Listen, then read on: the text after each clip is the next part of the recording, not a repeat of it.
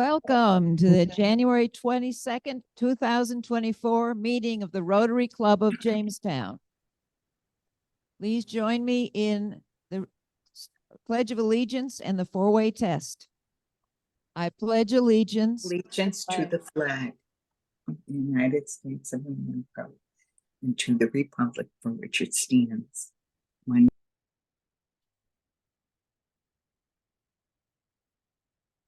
So the four-way test of the things we think, say, or do.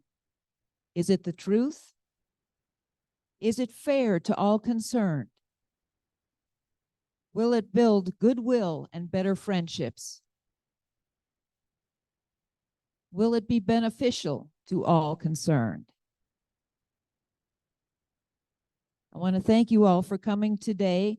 The board discussed and decided to try this new format, so I appreciate your arrival, and anyone who needs to get a lunch, please do so. And we will try for starting at 12:05, and the food will be out at 11:45. So thank you very much. Paulette, I did mute you. You want to do the invocation?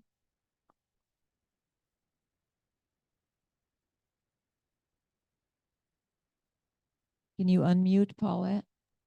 Can you hear me, Ruth? Yes, now we can. Okay, great. In honor of Martin Luther King Jr., we celebrated last week, I thought I would share some of his words. We must rapidly begin the shift from a thing-oriented society to a person-oriented society. When machines and computers, profit motives, and property rights are considered more important than people, the giant triplets of racism, materialism, and militarism are incapable of being conquered.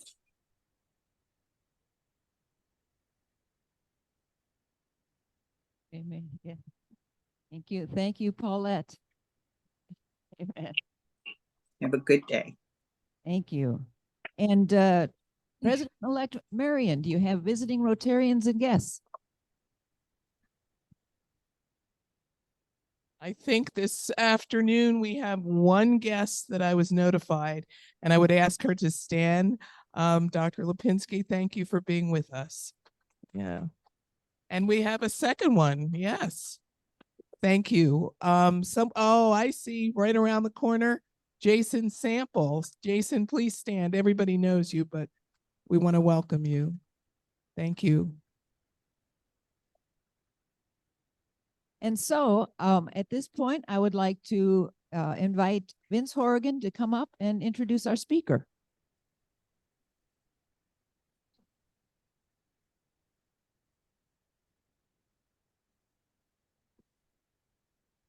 We're very honored today to have the plant manager of our major industry here, Shawn Hricko, who is employed by Cummins as the plant manager of the Jamestown engine plant. In this role, he's accountable for the safety, quality, and efficiency of the heavy-duty engine plant located on Baker Street in Lakewood. The engine plant is a manufacturing facility for the X15, the ISX12, and the X12 engines currently. The plant employs directly 1,500 people, builds between 80,000 and 125,000 engines a year in the 1 million square foot facility. The plant will be celebrating their 50th anniversary on July 20th. Everybody's invited. Shawn studied mechanical engineering at Penn State, where he earned his BS in mechanical engineering and then later a master's. While studying at Penn State, he worked at Cummins, Jamestown engine plant, as a co-op. Upon graduation, his first position was at the Ford plant in Lansdale, Pennsylvania, as a robotics integration engineer. Shawn rejoined Cummins in 2003 and after the consolidation and relocation of the ISX F-15. I said F-15, X-15. Sorry, I flew F-15. He has worked at Cummins since then, JEP, since his roles as the Assistant Chief Engineer responsible for emissions and tuning, Assistant Chief for the X-12 engine platform launch, and then as Director of Quality, as well as the Director of Assembly, Manufacturing, and Operations. He currently lives in Bemis Point with his wife, Faith, and two sons, Paxton, who's 11, and Brody, who's 9. He is president of the Bemis Point Central School District Board of Education, a member of the Manufacturers Association of Southern Tier, as well as an industry advisor at Penn State Barron for the Industrial Engineering Program. This past year, he started the Interscholastic Mountain Bike League chapter for Chautauqua County students that compete in the Pennsylvania Interscholastic Cycling League, as well as the head coach for the Diamond League travel baseball team that will compete in the Western New York Premier Series. In his free time, he enjoys family, the hobby of building and maintaining cars, as well as mountain biking. Please give us a great welcome for Shawn Hricko. Welcome, Shawn. Thank you, Vince. It's a pleasure to be here today. I have a presentation that I am going to go over for the Jamestown engine plant. If Vince didn't already state, I am a very proud plant manager of the Jamestown engine plant. I've spent 22 years at the facility. 15 of them has been in engineering, and the other part has been in operations. So we'll go through exactly what the plant is. I am a very informal type of guy. So if you have any questions along the way or questions that I can answer afterward as well, please just feel free to interject them, and I will be sure to answer them as we go. So first, I wanted to start out with just a little bit of the history of the Jamestown engine plant. Got to click over here. So the history within Cummins. Cummins is steep within history. As Vince had already mentioned, the Jamestown engine plant is going to be celebrating our 50th year this year. So in 1974, the Jamestown engine plant was initially opened. But long before that, in 1919, a fellow by the name of Plessy Cummins decided to start an engine company that grew into Cummins and grew into what we are here today. So a little bit of the history, if you can see this, hopefully it's not too much of an eye chart for everyone. But in 1919, Plessy Cummins, you can see the gentleman over there in the corner.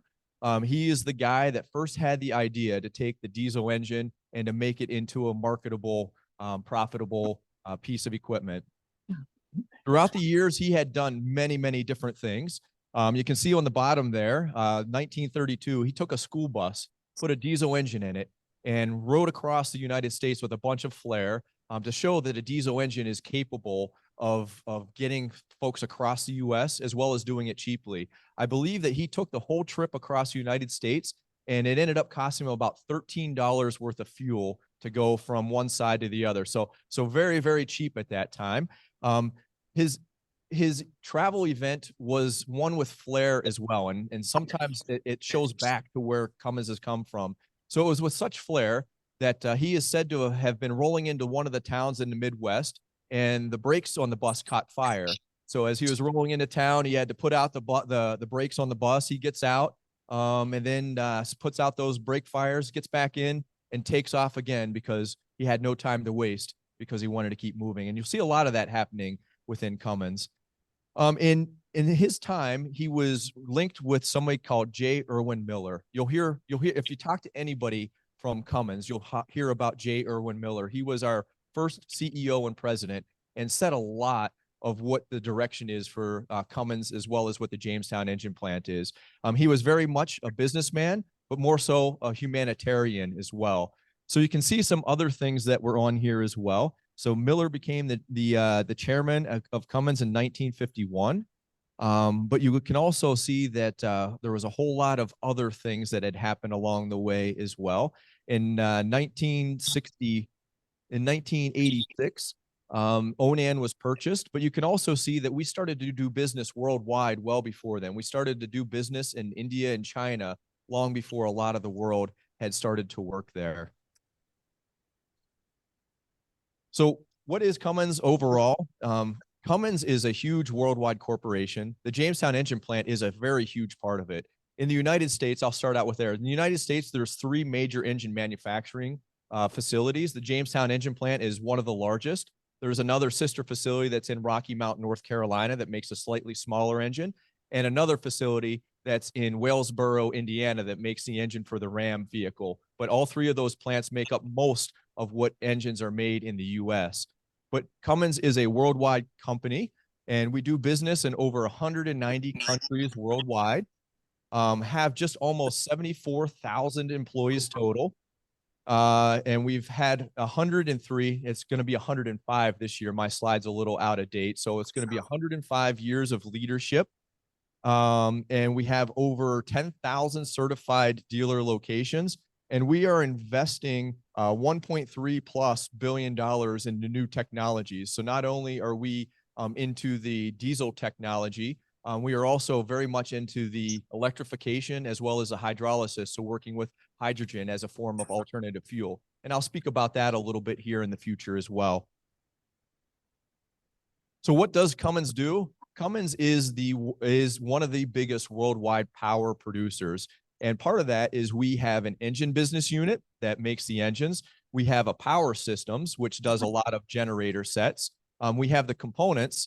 A little known fact is almost all the diesel engines that you can purchase in the US has a component on it that is made by Cummins. So Cummins is the premier manufacturer for turbochargers, as well as after treatment systems that a lot of our competitors even use in their vehicles. We also have distribution. So distribution is how do we service all of those parts and engines that we sell, as well as what we call the New Powers organization. And a new power would be that electrification and anything else that's different than a diesel engine that we're researching to move out there. So what is our story? Our mission is to make people's lives better by powering a more prosperous worlds. And how do we do that? We innovate for our customers to power their success. You may hear me talk a lot of times about our customers as our partners. Our customers are our partners because their success depends on our success and vice versa. Our success depends on theirs. So you will see us working very closely with our customers, who I'll share here in a little bit on exactly what we are moving forward. The values that we try to hold are integrity. So doing what is best and saying what we do. I'll hit this right up front from the beginning. Mr. Horgan, Vince told me that there was probably a few questions about the latest EPA stuff. I can talk about that a little bit further in the future here as we get through there. But I will tell you the integrity of Cummins still stands throughout that. And I will try to address exactly what I know about that and exactly what I've seen about that as well as we go through the presentation. Diversity and inclusion. We want to make sure that we have big diversity and inclusion. That way we can grow as best we can. Caring, I think a lot of you can see that Cummins is very caring. We want to make sure that the community around us thrives. Without the community around the plant thriving, the plant can't thrive either. So you'll see our involvement in United Way, as well as what we call our every employee, every community, where we actually allow our folks to go out, take 4 hours off of their day job, get paid while they do it, and go volunteer in the community to do something to improve the community using the skills that they may have. Excellence. I always want to make sure that tomorrow is better than today. Anything that we do, we want to make sure it's improved tomorrow rather than today. So even though things are really good today, they're going to be better tomorrow. We are always striving for excellence. And then teamwork. You'll see that is a big piece of where we go. The Jamestown engine plant, we are considering ourselves team-based work systems. Team-based work systems means we use everybody that's in the facility to work to improve. So everybody has a skill, everybody has a site, and everybody has a vision on how we can make things better. We want to empower the folks and give them the accountability to get better. The history of the Jamestown engine plant. So JEP, as we know it, so I'll call it JEP, which stands for Jamestown Engine Plant, was founded in 1974 as a component manufacturing plant for Cummins. They actually called it JCP at the time, so it was known as Jamestown's Component Plant. In 1977, they made their first engine. So 1977, we assembled our first engine. It was an NH series. If anybody is familiar with the diesel world, the NH is probably still one of the most popular engines that are out there. If you get into a conversation with anybody that's had long history, you'll probably hear about the NH engine. In 1979, the Jamestown engine plant was able to assemble its first exclusive engine. So exclusive engine meaning it was only built at the Jamestown engine plant. That was the L10. It was a 10-liter engine that was used in slightly smaller applications, and that engine powered the plant and powered the plant's success well through until 2003. So in 2003, the Jamestown engine plant got consolidated with another company that was the CEP, which is Columbus engine plant. In the early 2000s, it wasn't looking very good for the heavy duty diesel industry in Cummins. So Cummins had two major plants that were building heavy duty diesels. There was one that was a Jamestown engine plant. The second one was the Columbus engine plant. The Columbus engine plant is made right in Columbus, Indiana, which is where Clessie Cummins is from. And by the way, the plant was built around Clessie Cummins' home. So his home is still actually in the center of the facility. When that time came, I was actually a co-op in 97 through 99. When that time came, it was looking very bleak for the Jamestown engine plant. If you were to think and you were in the situation of the Jamestown engine plant, you knew that Cummins was going to close one facility, the facility that is the flagship, that is at the home of Clessie Cummins, or the one that's out in Jamestown, New York. The one that's out in Jamestown, New York was the place that was awarded the consolidation of this ISX 15-liter engine. And it was due to the innovation and the ability of the employees that are here, right here in the Jamestown, New York. The flexibility of the facility, as well as the flexibility of the workforce that was there, drew the engine to join at the Jamestown engine plant. So that was the turning point, or that's one of the major turning points of the Jamestown engine plant, where it got its first other engine other than the L10. The L10 eventually morphed into the M11, but the ISX 15 is where the plant really started to grow in 2003. In July of 2018, we celebrated our 2 millionth engine that was built. And then in May of last year, we celebrated 2.5 million engines that are being built. So you can see almost every 5 years, we're building 500,000 engines.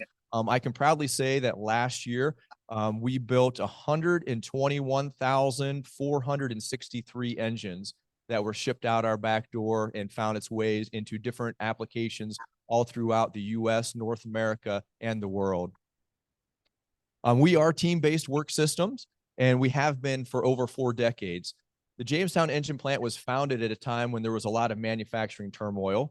They wanted it to be a little bit different than all the other manufacturing facilities that Cummins had. And they said that they wanted it to be an organization that was actually from the bottom up instead of the top down. If I were to use an example today, you take a pyramid and you normally say, hey, the plant manager's at the top, and then they dictate everything down to the bottom. And that's how it works. Cummins, we try to flip that upside down. So I am trying to support everybody that is at the bottom of the base of the pyramid, and it comes down to me to try to support it. That's the way that it was founded, and that's the way we still work today. We are the largest private employer in Chautauqua County, and we are one of the largest contributors to the local United Way.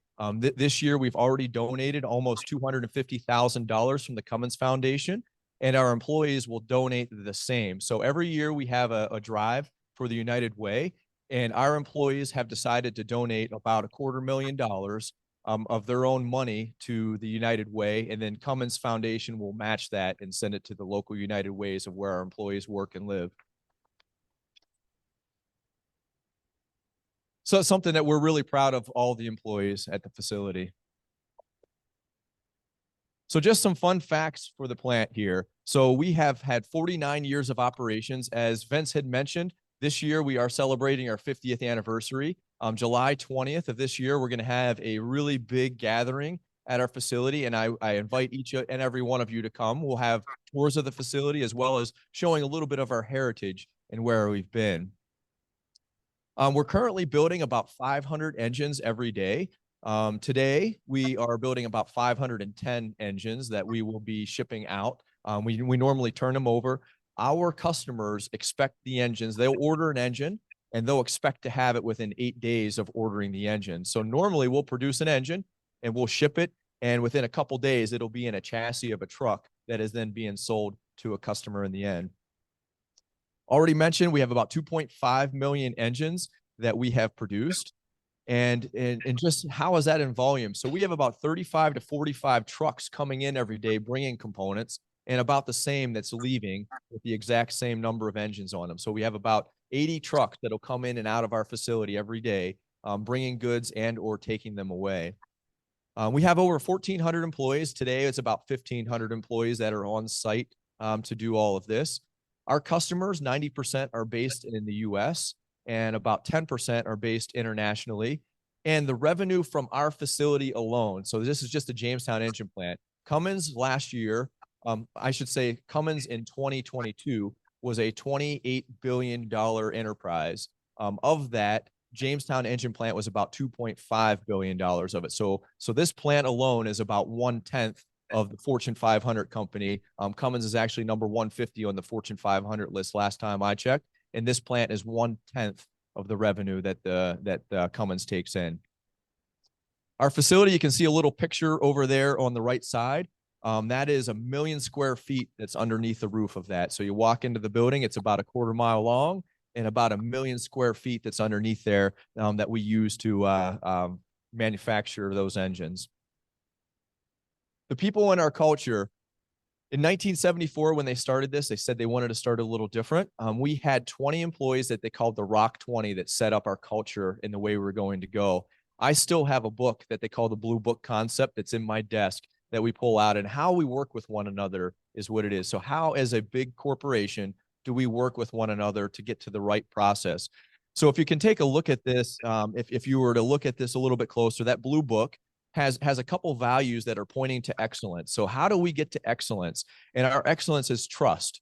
We have trust in the employees, and the employees have trust in the management that's there. So we want to be open as much as we can to make sure that we foster that trust. We want to have growth. So everybody that's at the facility, we want to give them everything that they can to start to grow. If I can say myself, I am one of the results of that. I started out as a co-op. I got to grow through engineering. I got to move over to operations, and I have a lot of experiences throughout my career that I could grow. It's not only me that's able to grow, but anybody that is there at the facility. If they have the desire to grow, we want to grow them in the way that they want to grow as well. Equity in the sense of ownership. I want to have everybody to have the ownership. That person that's putting a cap screw on the engine, they are piece of that engine. I want them to own putting that cap screw on the engine, or whatever somebody does, we make sure that they have ownership. That way they treat it as if it was their own engine that they were making, sending it out the door, and treating it as such. We also like to have flexibility. Flexibility is a big thing for us.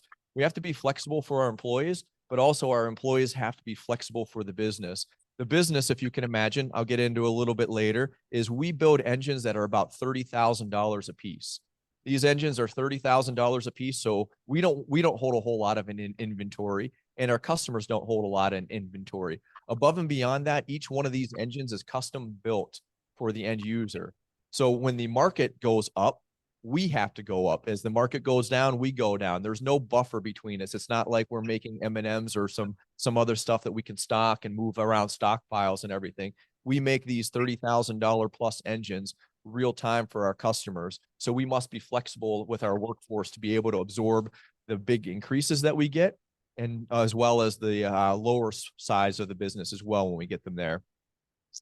To do that, we have something called the rings of defense. What we really work hard not to lay off anybody.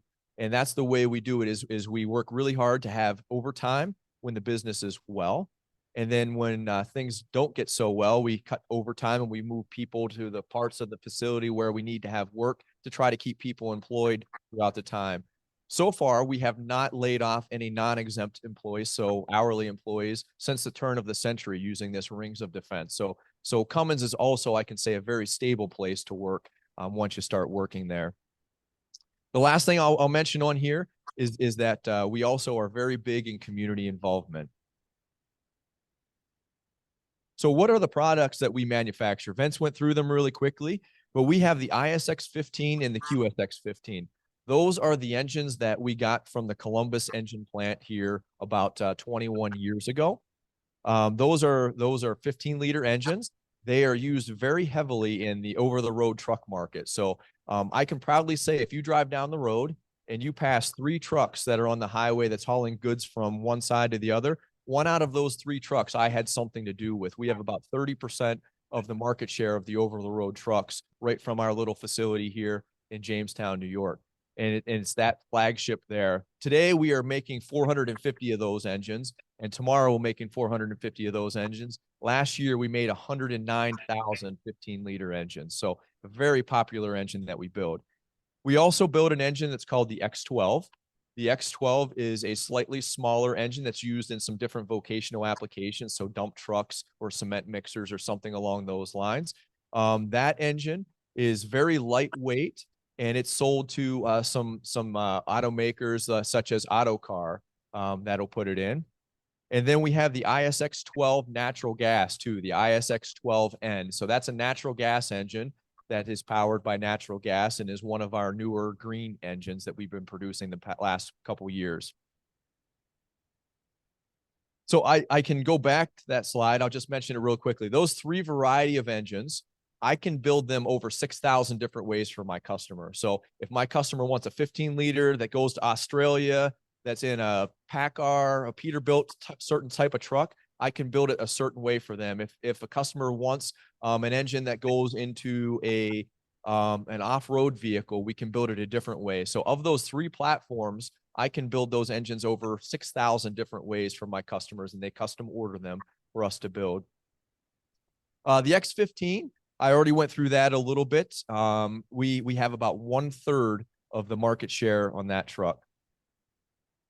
Here's just a few of the applications that we're kind of proud of where they're used. So if you've ever watched TV and saw like the Australian Outback truckers, many of our engines go to Australia for those Outback truckers, and they will haul up to 400,000 pounds through some of the nastiest situations in the Outback. We also have a genset. That's that little green thing that's down in the left-hand corner there. That's a generator that might be at a hospital or maybe a university. And if the power goes out, it's expected to come up to full operating potential within 8 seconds so that the electricity can be maintained and turned back on. So if you know anything about an engine, you probably don't want to start your car and go right on the highway driving at 60 miles an hour, full throttle within 8 seconds. But that's what this engine is supposed to do. It may sit for 2 months, and then when it's called on really quickly. We also have our engines go into tractor applications as well, and tractor applications can be very abusive. They have plows, and usually a tractor driver or a farmer wants to use everything they can out of the engine, and they'll figure out a way to make sure it's getting the power all the time. So we really get engines that are used heavily in the agricultural sector. The ISX-12 natural gas, it's an 11.9-liter engine. We have just sold our last engine to California of this variety. We are going to be replacing it with a 15-liter natural gas, which I'll explain to you here a little bit as I go on. The power ratings for those are about 310 to 450 horsepower. We make anywhere between, say, 12 to 50 of those engines a day. Our volumes have gone down since the end of last year, but we were making up to about 50% of those. 95% of those were going into U.S. truck applications. Many of them were in California, which natural gas is more plentiful, as well as regulated over there as one of the green technologies that they can use. The engine was launched in 2010, and it is 400 horsepower and powered by natural gas. This next engine, I'll talk about it a little bit like a proud father. I was the chief engineer that helped to implement this engine in the U.S. So the X12 was originally an engine that was built in China. I spent 2.5 years working with a huge team to Americanize the engine, so to make it American emissions as well as the durability and quality that the U.S. expects. So it was a lot learned, but we were able to go through it. Those engines are pretty lightweight, and we use them in a lot of smaller applications, 350 to 500 horsepower. We'll build about 35 to 50 of those a day. It is a market leader in power to weight ratio. So it is one of the lightest engines with the highest power output. And it is used in regional haul or vocational. So regional haul is what I'll call those cab trucks. So you might see them coming to Wegmans every once in a while. They have a real short and just a driver in the front. They'll be put into there. And then it is a mature base architecture based on the ISG, which is from, it was used in China, and it's actually a worldwide platform. So this is one of the first worldwide platforms that Cummins has released. And we've learned a lot from it in different applications. So you can see over here, there was, when we launched it, there was over 100,000 engines that were already across the world being powered by it. You can see a couple of those applications there. And now there's many more of them in the US.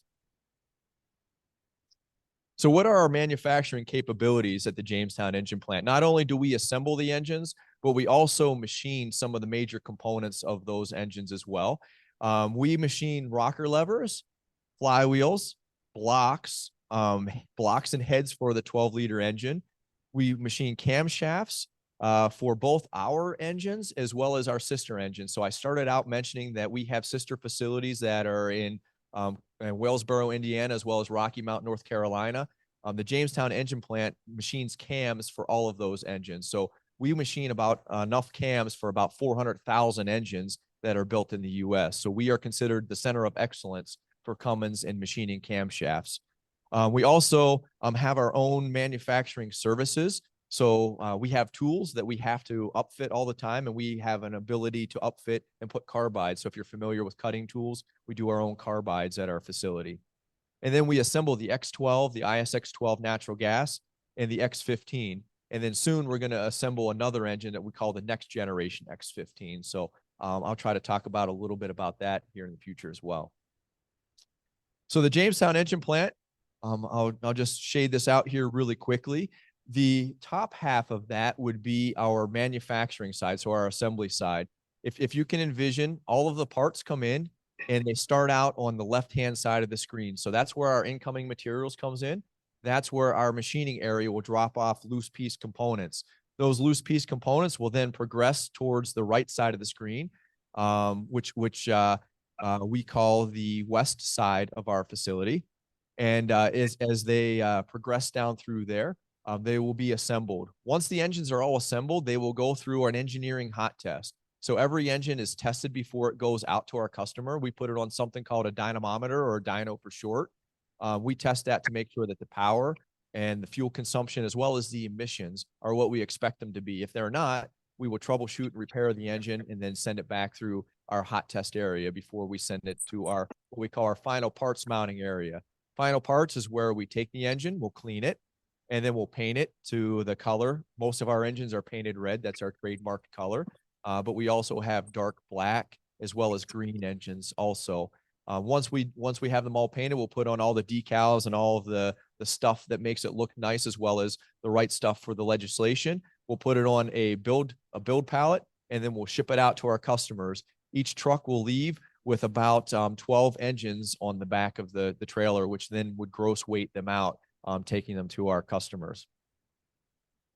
The other side of the facility, which is down at the bottom there, and it should be shaded in a light purple. Maybe you can't see it or not, but half of the facility there, which is the south side of the facility, is where we do all of our machining. So half of the facility is assembly and half of it is machining. Currently, the front part of the area there, so what's to the left, is brand new and open. We had just removed an old block line that had been around for about 40 years, and we're replacing it with a brand new block line for our next generation engine that we will be building. In the middle there, we have our current block line. So we machine blocks, which, if you're not familiar with engines, a block is the big part of the engine. It's the biggest part of the engine. And then in the back half is all of the camshaft manufacturing. So not only for the engines that's produced at our plant, but for sister facilities as well. Not only do we manufacture the engines, we also have a fully complementary engineering staff that's on site at the Jamestown engine plant. That includes having about 50 engineers and about 50 engineering technicians that all work on the current product to improve it, as well as help us if there's any issues in the manufacturing side, so we know what we need to do from the health of the engine. They have 8 engineering test cells, so they will run engines and try to abuse them to make them better tomorrow than they are today. We also have a cold test cell. A cold test cell is something that is pretty unique. It operates down to minus 40 degrees C or minus 40 degree F. They both cross over at that temperature. And we start up engines in that. If you can believe it or not, a diesel engine does not like to start in a cold. So we try to abuse it and start it down as low as we can. And we have a facility that is very unique so that we can test our engines to improve them down in those temperatures. We have what we have called is a rig test. So we have 7 rig tests. A rig test would take a piece out of the engine, and we will put it on a stand, and we will abuse that one single piece more than it is abused in the engine so that we can find a failure mode to it much more quickly than we could by testing it on an engine. And then if we make an improvement, we can also put it on that same rig to make sure that that improvement has followed through as well. We have a mobile performance lab, and you may have seen it driving around. It's that picture that's there on the left-hand side. We hook that up to different trucks. And inside of that is about $500,000 worth of emissions equipment. So we will drive the truck around different areas, and we will get emissions out of the engine, and that'll tell us how the engine's running so that we can make it run a little bit better. So we run different routes around just to learn more about our engines to improve it for our customers so that they don't have to be the test bed for it. We can get some more answers and prove it even quicker. We have what's called an applied mechanics lab. That does a lot of vibrations and temperature analysis, so they can put a lot of sensors on the engine so that we can do a lot of that data accrual. And we have a full metallurgical and chemical lab, as well as what we call a VPI team, which is a value package introduction team. The VPI team is introducing the brand new product to our facility. So right now, we are working on a brand new engine platform that we are calling fuel agnostic. The fuel agnostic program means that I can take one engine and build it just slightly differently to be used with different fuels. So we are releasing in limited production this month an engine that we call the X15N. It's the next generation X15 liter that's will be natural gas, and we'll be selling it in limited production. Later this year, we'll start to make in early production a diesel version of that exact same engine. So it'll have a lot of the same architecture, but a couple of things changed out so that we can make it diesel based. And then in the future, we're planning for that to be hydrogen based as well. So we'll have an internal combustion engine that is capable of being built one way for natural gas, another way for diesel, and another way yet for hydrogen to help bridge the gap for folks as we move from the power that we have into more clean power in the future. The other thing is we are committed to quality. If you walk into our facility, I know I see a few faces that's been in our facility before. Each one of our stations have something called a fail-safe, which will not allow an engine to pass to the next station until certain things are made and we're certain that things were built properly. We have over 15,000 of those within our facility on making things look forward. So we want to make sure that quality is huge. We have an electronic bill of materials for traceability as well as serialization. I can build an engine and I can tell you what crankshaft is in that engine. So if we ever find out that a crankshaft or an injector or another component that's critical in the engine may have suspect because maybe a few of them failed out in the field, and then we find out that one of the manufacturers had an issue with it, I know exactly what engines those are in, so we can go recall proactively the sister engines of that and pull them in. So we serialize and track. The last thing that we do is we do engine leak tests as well as electronic tests. And then we hot test every engine before we ship it. And then we have a customer focused audit. So the customer focused audit is at the end, and they make sure that the engines are built the way that they would want to have them as they're leaving. The last thing I just wanted to show you here real quick is the fuel agnostic program. So this is the future of our facility. We will be transitioning over to this engine platform that will be able to be built as natural gas, as a diesel engine, or as hydrogen to help bridge the gap. And as I had previously mentioned, we are starting to build our first engine here later on this month that'll go into limited production and go into customers' hands to be used. The last slide that I have here that I really just wanted to show you is that fuel agnostic program is changing a transformation within our facility. We are investing about $500 million, so $452 million to be exact, over the past couple years into 2027 to get ready for this brand new platform. So the confidence in Cummins in the Jamestown engine plant to produce this brand new engine is very evident. And you can see all the darkly shaded areas in there. those are the areas that are brand new, that we'll be putting brand new equipment and getting ready for this next fuel agnostic program. So Vince, that was my last slide that I had prepared. I can go ad hoc and add something, or if you guys have questions for me, I can answer some. Yes, sir.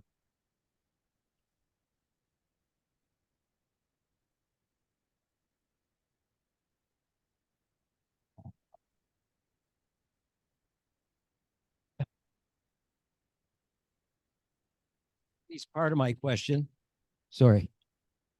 But I was curious as to, since the original plant was tooled up in the 70s, how much of that remains, and what were, tell us about some of the things that are still there and some of the more interesting things that may have been replaced. Is that, I'm not an engineer, so I'm not even sure if that's a smart question. No, that's absolutely smart. So within the past couple of years, so what remains? Very little remains from 1974. The infrastructure, the building, the roof, a couple other things, right? We've replaced that. Some of the electrical substations, which we are going through and replacing a lot of those electrical substations now as well. But we had just recently replaced some of the equipment that was about 40 years old. So the block line that was in the front of the line there, that built the ISM block, it was in operation for about 40 years. And it was really interesting at the time, if I could take tours at that time, because I could show you what technology was 40 years ago, which is these big spindles, and a block would stop at one station and have one very specific thing done to it, and then move to the next station, have something very specifically done to it. And it took up a whole lot of space in our facility. Now we have CNC machines that we just program, and the robots will go and cut everything in it. And then if we need to change something slightly, it does it, and it's all inside of this one big and captured area. So we have a lot of those. A lot of the equipment used to be big hydraulic presses. So you hear the motors pushing the hydraulic fluids around inside of it. Now they're mostly all computer controlled, servo pneumatic type operations and everything. So we had just gotten rid of one of our last flywheel machinings areas that was just one of these really big hydraulic pieces of equipment. As a mechanical guy, I'm a mechanical engineer. It was just awe-inspiring to see that. But also as an electrical type guy too, the new CNC machines are way better than the old things. But yeah, so there's been a lot of transformations over the past 50 years.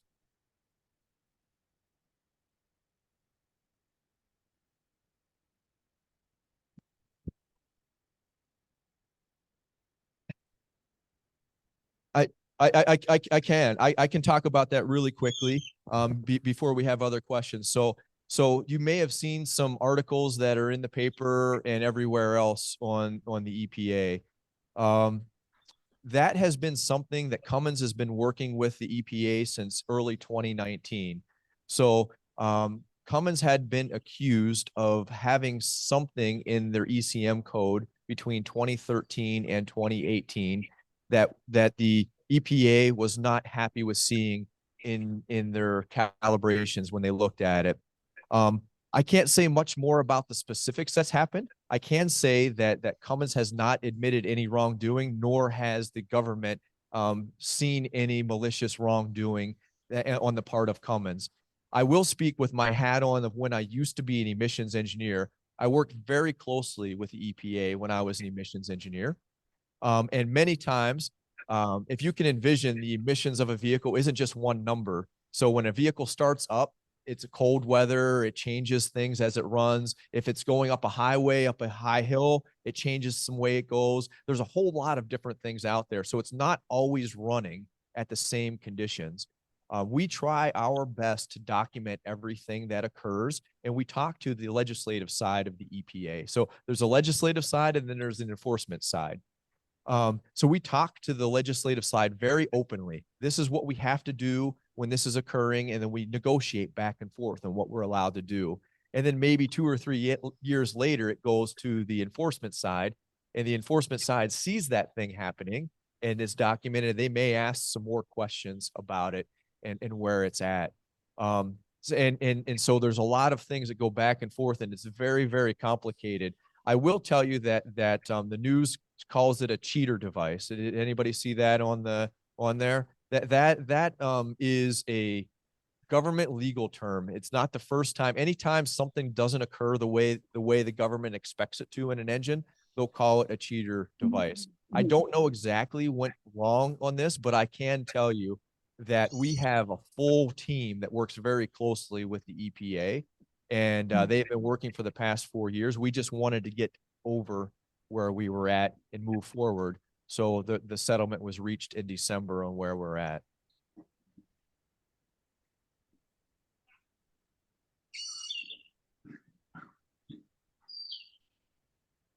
I can repeat.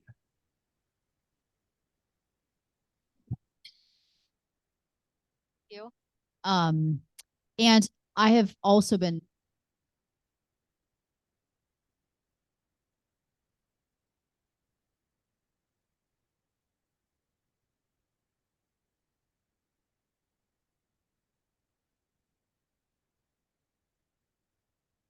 Yes.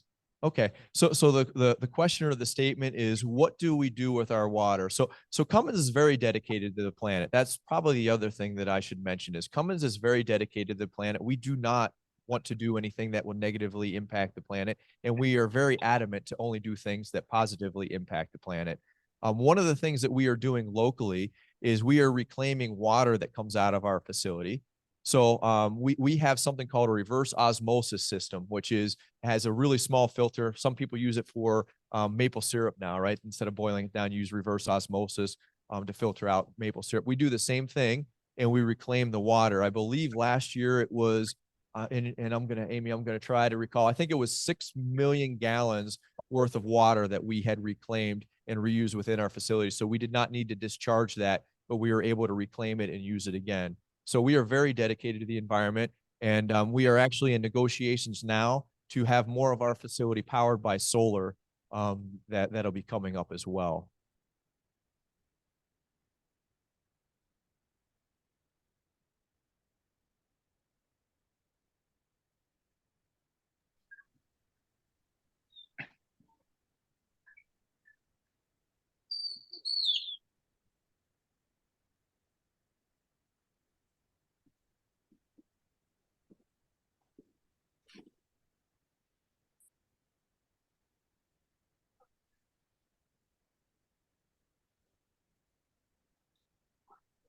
So you're questioning about the right to repair and if that's going to be something within Cummins. I am not personally familiar with the legislation that you're speaking of, so I don't know if I can talk on that or not.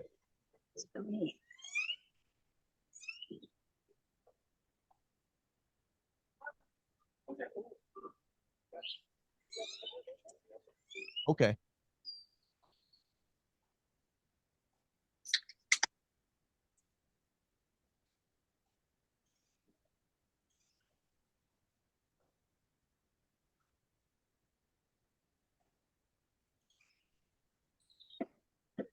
Yep. Okay. So the question is, the original manufacturer of the tractors have to repair anything that is broken on it. So Cummins is very unique where we are co-owners of a lot of the equipment that we have. So we own the warranty on all of the engines that our engines are placed in. So if you go buy a Kenworth truck that has a Cummins power in it, we own the warranty on it, and we own the original equipment manufacturing of the engine itself. So I am not sure how it plays back into what you're talking about, but a lot of times Cummins is considered the original engine equipment manufacturer.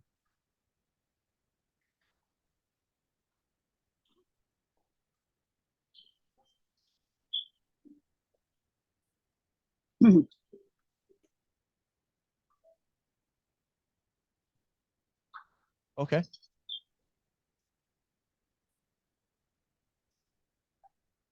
Absolutely.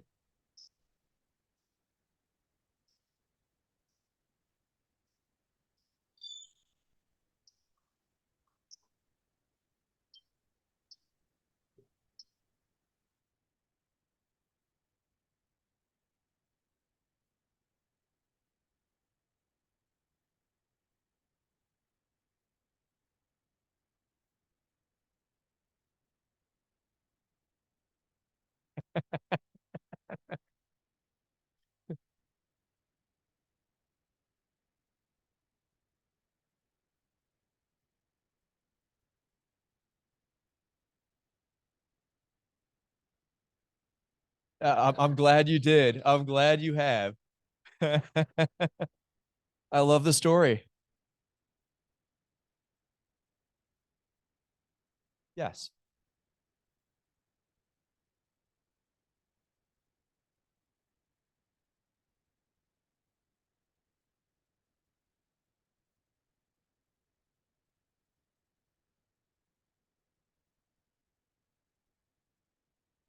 Mhm.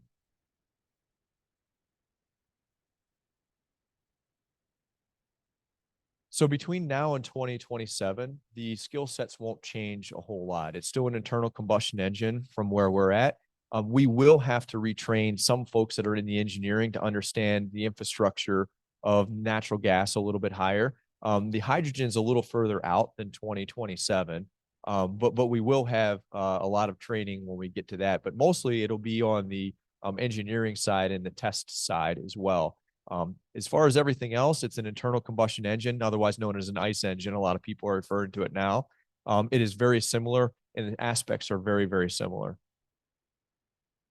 You're welcome.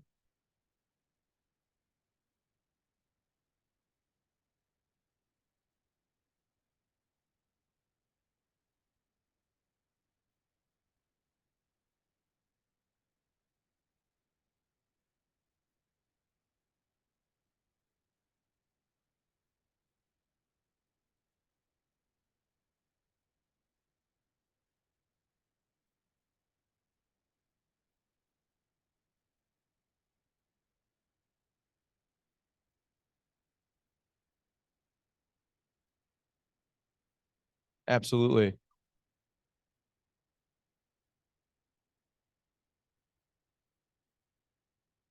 So the question is, our frontline managers, what do we do with them? Yeah, the frontline managers have one of the most complex jobs within our facility, as you mentioned, right? Not only keeping production and safety going, but also knowing the employees and knowing the needs of the employees.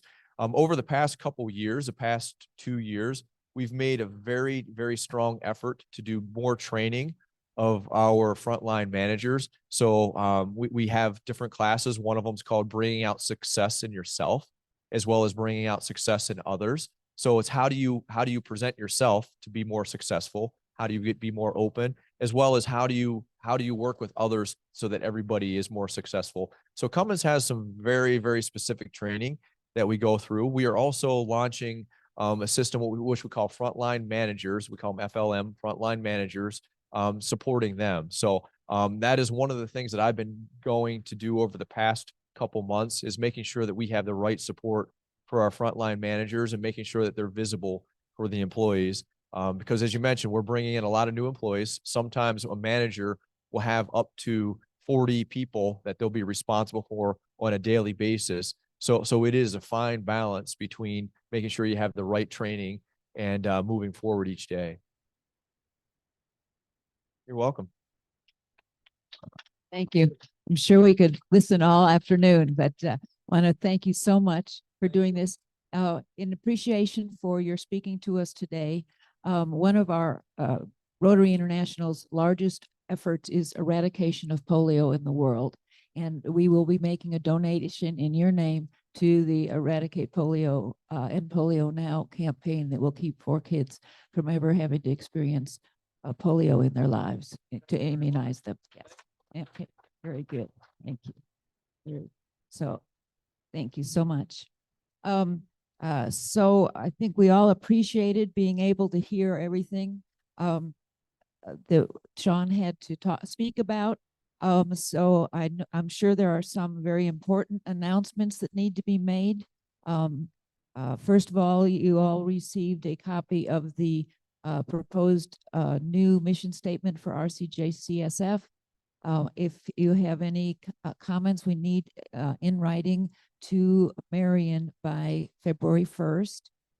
There should be a sign-up sheet going around for volunteers to do the invocation for March. Appreciate people signing up for that. And the huge thanks to Becky for doing today's Rotarily. The fundraising committee met. Oh, I guess Sharon also has a sign-up sheet for 50/50 50-50 and other things. And Marion has one going around for coldest night. The fundraising committee met and they are recommending a club fundraiser, once again, to help fund the gap, with Peterson's Candies for Easter.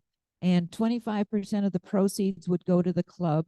They have a specific list of items offered, and I have some copies of that. So my question, so like say 25% of the items, which are like, milk chocolate and chocolate bunnies and this sort of thing, would go to the club. I'd like a show of hands of people who would be willing to or interested in ordering on this to see if this is something we want to do. Okay. That doesn't sound like a thunderous support. So if you are interested, let me know. Otherwise, I think we will probably pass on that. Any other additional announcements from committee chairs? Ruth, I have one. Okay. Just letting you know that I'm gonna need drivers to take the kids to Buffalo or Fredonia. We're gonna try to do a ride share on February 2nd. I'm sorry, I think it was February 1st. I need to take them up on Thursday late afternoon, early evening, and then pick up on Monday, February 5th.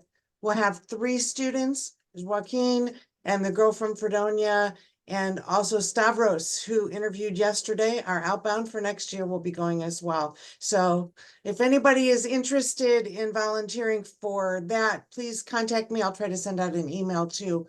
Also, RILA registration is now open. So that is for young people between 19 and 25 years of age. I'll try to send out some information about it, but the applications are due by early February. Thank you very much. We'll try to get with the folks at JCC and see if there's anyone there.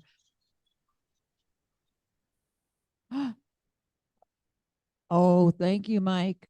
Auction meeting is at noon on Thursday at Allied Alarm. I'm sorry for the incorrect information. All right. Emily? Save the date for potential Farch event on Monday, March 4th. The plan is still in the works, but put that on the calendar. We are looking to go to the Chautauqua Suites where they have an indoor virtual golf, what's that, simulator. Sorry. And hang out there at Bellini Lounge. So that's the tentative plan, and I will give more detail as we know for sure. And now, do you want to have our guest pull out a 50-50 ticket? Come on, Shawn, make somebody real happy.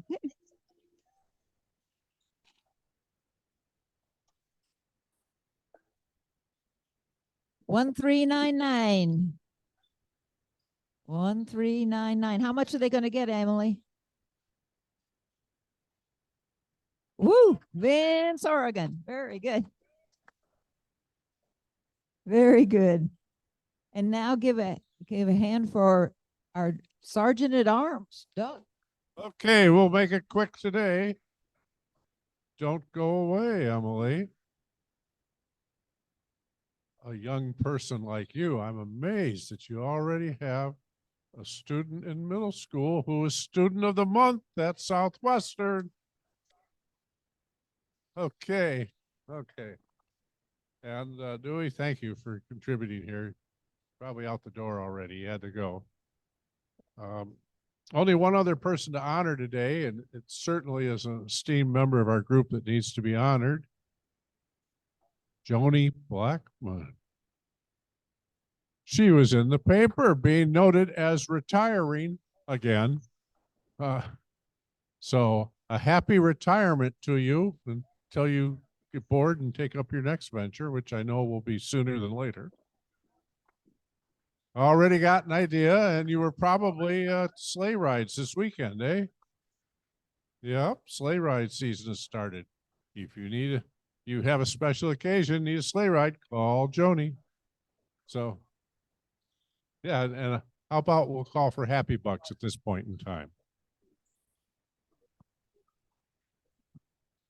I got a happy buck for our guest speaker and specifically for the Cummins Recycling Day. If you have not seen that operation, it is incredible. I don't know how many people go through that, but it is a master symphony and ballet of how you get rid of tires and computers and oil and everything else, and you're in and out of there that fast. So thank you very much to Cummins. I'll put in $10. Aruba says hello to the Rotary Club of Jamestown. It was fun. We enjoyed it. My wife and I spent our 40th wedding anniversary celebration. It was in September, but that's what we did. A quick Cummins story. I shared it with you a little earlier. You guys know I host Toys for Tots. Toys for Tots gets a phone call about 5 or 6 years ago that Hasbro is going to donate toys after the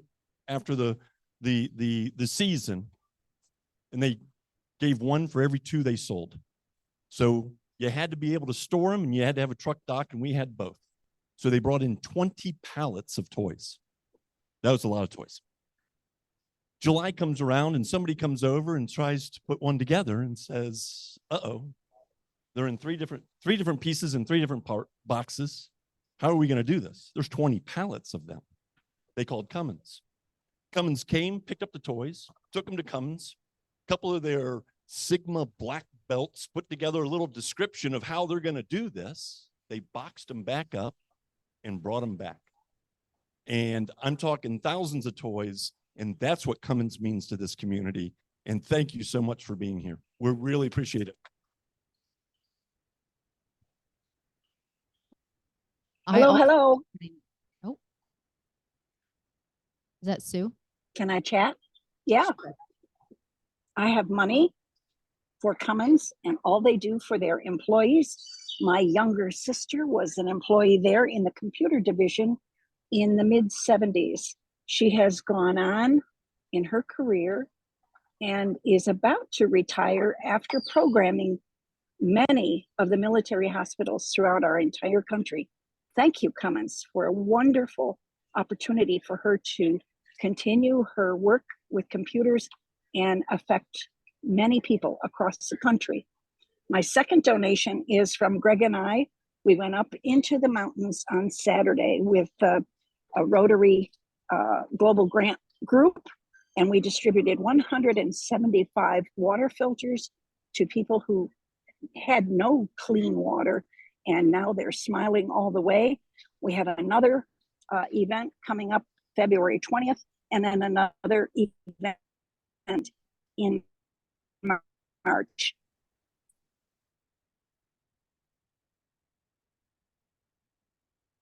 My happy buck is also in honor of Cummins, and I'll share a quick story.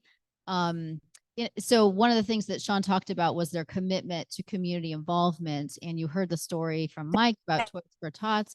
Thank you, Rotary, for supporting this great cause. A delay there.